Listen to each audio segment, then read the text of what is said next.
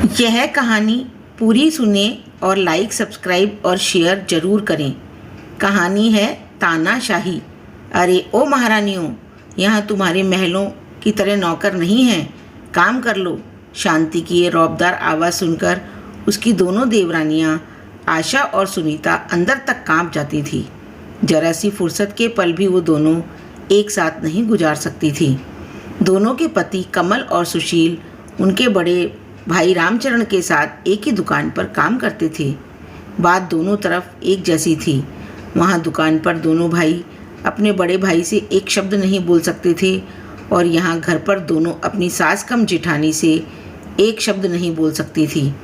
सास को तो दोनों ने देखा ही नहीं था और जेठानी केवल नाम की ही शांति थी। दोनों भाइयों का रामचरण के आदेश पर दुकान के काम में पीले रहना और घर में शांति के आदेश पर आशा और सुनीता का घर के काम में पीले रहना अब नियति बन चुका था। हालांकि कमल और आशा की शादी को अभी 1 साल और सुशील और सुनीता की शादी को सिर्फ 8 महीने ही हुए थे। दोनों देवरानियां देर रात को जब घर के काम से निपटती तो अपने हारे थके पतियों से कोई शिकायत नहीं कर पाती थी। लेकिन पतियों को सब पता था, पर वो विवशता से कुछ नहीं कह पाते। दोनों भाई सब कुछ जानते और समझते थे, पर कुछ कह नहीं पाते थे। माँ बाप के मरने के बाद भाभी ने बड़े भाई को ऐसा काबू में किया कि वो ना तो कुछ देखते थे और ना ही कुछ बोलते थे। घर में सिर्फ शांति भाभी का ही राज था। बड़े भाई के 2 बच्चे थे, एक लड़का और एक लड़की।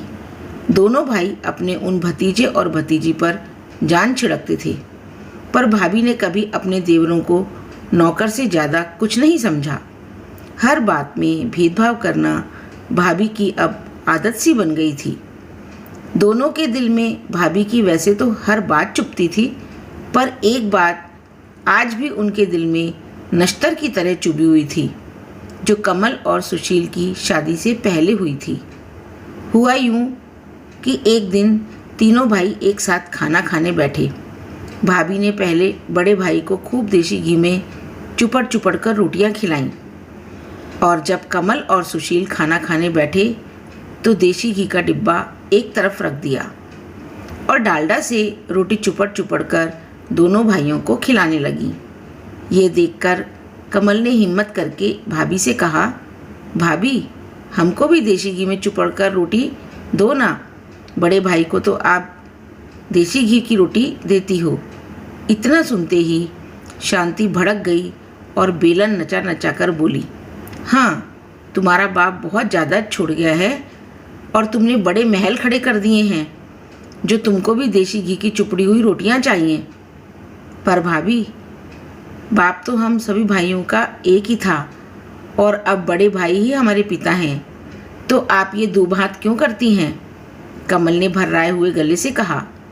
इतना सुनते ही शांति का पारा आसमान पर पहुंच गया और उसने बेलन दूर फेंक कर मारा और रामचरण से चिल्लाती हुई बोली, मेरे बस का नहीं है कि सबका काम भी करूं और ताने भी सुनूं। पत्नी को क्रोध में देखकर रामचरण की तो जैसे जान ही निकल गई। अपने ही दोनों भाइयों को बुरा भला कहकर उसने अपनी पत्नी को मनाया। इस सबके बीच अपने भाइयों को देखने का भी ख्याल रामचरण के मन में नहीं आया। उस दिन दोनों भाई भूखे ही सो गए।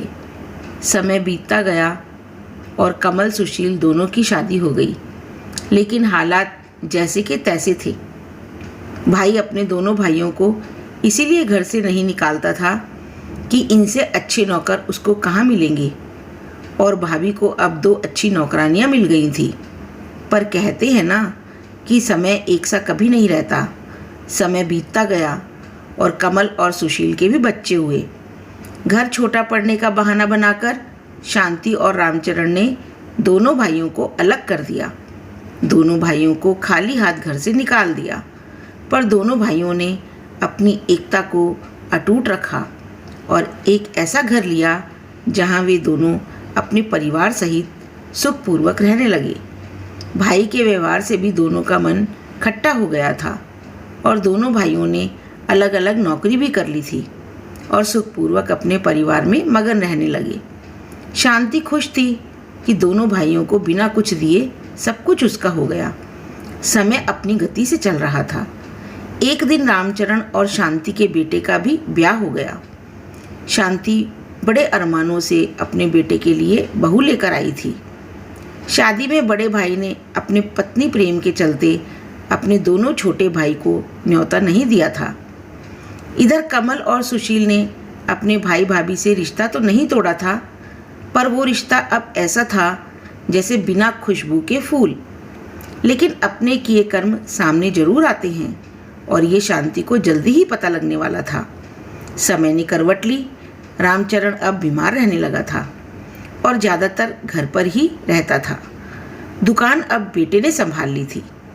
एक दिन बेटा खाना खा रहा था और बहू बड़े प्यार से खूब घी चुपड़ चुपड़ कर अपने पति को रोटियां खिला रही थी। शांति रामचरण के पास बैठी हुई ये सब देख रही थी। बेटे के खाना खाने के बाद रामचरण खाना खा रहा था और शांति उसके साथ ही बैठी हुई थी। बहू रोटियां बना बनाकर रामचरण की थाली में रखती जा रही थी। रोटियां नाम मात्र की चुपड़ी हुई और जली जली सी बन रही थी। पर कहते हैं ना कि बंदर कितना भी बूढ़ा हो जाए घुड़की मारना नहीं छोड़ता, और इसी नीति के अनुसार शांति ने कड़क कर बहू से कहा, क्यों री, ये रोटियां कैसे बना रही है? तेरी माँ ने क्या ऐसी ही रोटियां बनानी सिखाई हैं? बस इतना सुनना था कि बहू रानी रसोई से बेलन लहराती हुई आई और शांति पर बरस पड़ी। देखो सासू माँ, मेरी माँ पर मत जाना, और रही बात मेरी माँ ने क्या क्या सिखाया है, तो उन्होंने जो सिखाना था वो सिखा चुकी। अब मुझसे बात करो। और क्या हो गया जो जरा सी रोटी जल गई? खा लोगे तो कुछ हो तो नहीं जाएगा? जो सारा दिन अपना हाड़ पेले रहता है दुकान पर, उसका ध्यान करूं या इनका जो सारा दिन घर में पड़े रहते हैं? रामचरण बीच में ही खाना छोड़कर अपने कमरे में चला गया। दूसरे कमरे में से सब सुन रहे बेटे को चुप देखकर शांति बस भगवान से यही प्रार्थना कर रही थी कि ये दिन देखने से पहले वो मर क्यों नहीं गई। एक मेरे देवर देवरानियाँ थी जिन्होंने आंख उठाकर भी हम भैया भाभी को कभी नहीं देखा। जवाब देने की बात तो बहुत दूर रही, और आज मेरी बहू ही। उस दिन के बाद शांति की आवाज़ तो जैसे चली ही गई। जैसा बहू और बेटा चला रहे थे उसी तरह जिंदगी को चलाने का शांति और रामचरण ने समझौता कर लिया था। शांति की तानाशाही को अब विराम लग चुका था। शांति अब अपनी देवरानियों के बीच उपहास और दया की पात्र बन गई थी। घड़ी घड़ी पुरानी बातों में खो जाना अब उसकी आदत बन चुकी थी। दोस्तों, अगर आपको यह कहानी अच्छी लगी तो इसे लाइक, सब्सक्राइब और शेयर ज़रूर करें, और अगली कहानी के लिए हमारे साथ बने रहें। धन्यवाद।